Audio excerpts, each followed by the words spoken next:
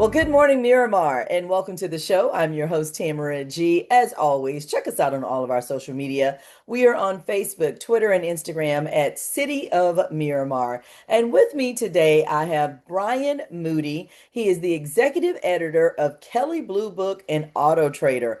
So listen, this guy knows what he's talking about when it comes to cars, and we all want to know what is going to happen in the new year, particularly with EVs, whether you should even be buying a new car, whether you should buy a used one. I mean, there's so many things we could talk about. So we're just going to get started. So, Brian, welcome to the show.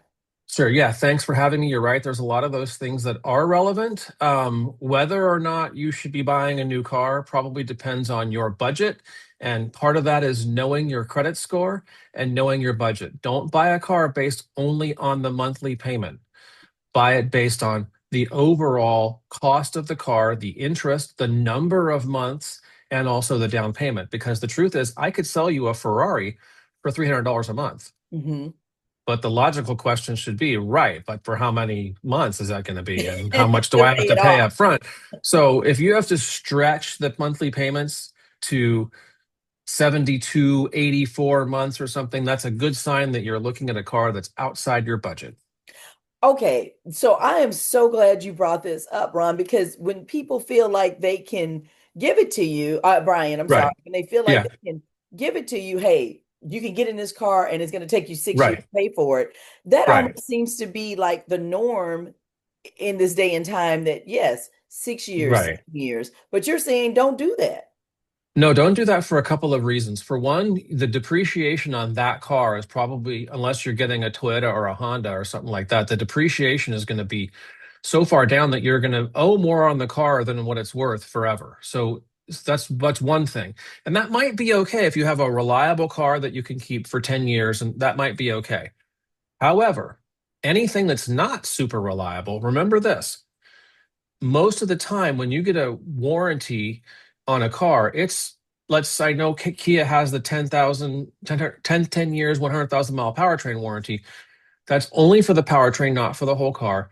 Most cars, if you have a 6 year, 7 year, 8 year loan, you're going to be paying on the car while the car is not under warranty. So if something breaks, you'll be on the hook for the monthly payment as well as the repair. And if it's a luxury car, that could possibly cause a lot of problems financially for most people.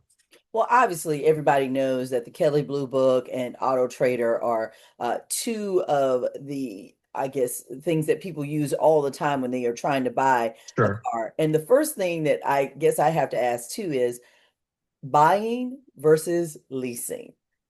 Because I was always taught to buy a car and keep it Right. for 20 years. But again, the society that we're in now, people change out of cars every 2 to 3 months or every 2 to 3 years. Right. Well, so your parents probably taught you that it was better to buy the car and keep it for a long time, right? Yes. Well, when it comes to those types of things that our parents taught us, most of the time, if it's new, it's not true. And if it's true, it's not new. I knew. So, so think of it this way. Okay. If what you're after is saving the most money, getting the most value for your money, spending your money the most wise way possible.